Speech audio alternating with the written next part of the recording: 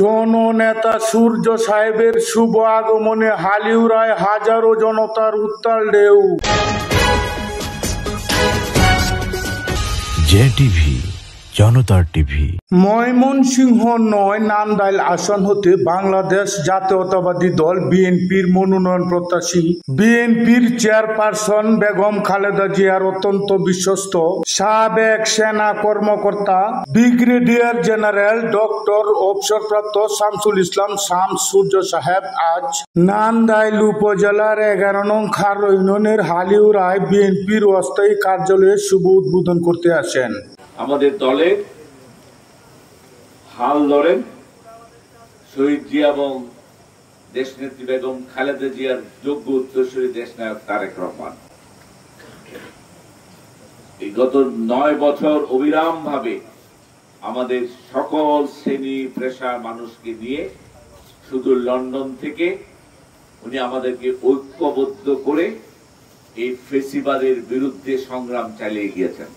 প্রিয় নেতার সফর সঙ্গী হিসেবে সাথে ছিলেন নান্দাইল পৌরসভার সাবেক জননন্দিত মেয়র জননেতা আজিজুল ইসলাম পিকুল সাহেব, নান্দাইল উপজেলা বিএনপির সাবেক সাংগঠনিক সম্পাদক জনাব আনোয়ার হোসেন মাস্টার সাহেব।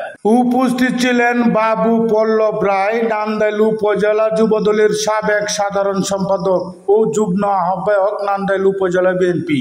বক্তব্য প্রদান করেন নান্দাইল উপজেলা ছাত্র দলের সাবেক তুকুর সভাপতি জনাব আকরাম হোসেন ফেরদৌস সাহেব। উপস্থিত ছিলেন ময়মনসিংহ উত্তর জেলা যুবদলের সাধারণ সম্পাদক রবিউল করিম বিপ্লব ভূঁইয়া। অফিস উদ্বোধনী অনুষ্ঠানে সভাপতিত্ব করেন ১১ নং খার ইউনিয়ন বিএনপির আহ্বায়ক জনাব জহিরুল ইসলাম রতন সাহেব।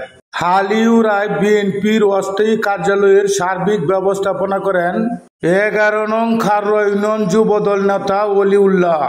উক্ত অনুষ্ঠানে বক্তব্য প্রদান করেন ১১ নং খার ইউনিয়ন যুবদলের সাবেক সংগ্রামী সভাপতি জনাব শওকত আলী মাস্টার সাহেব। উক্ত অনুষ্ঠানে উপস্থিত ছিলেন নান্দাইল উপজেলা বিএনপি ও অঙ্গ সংগঠনের আরো অনেক নেতাকর্মীগণ।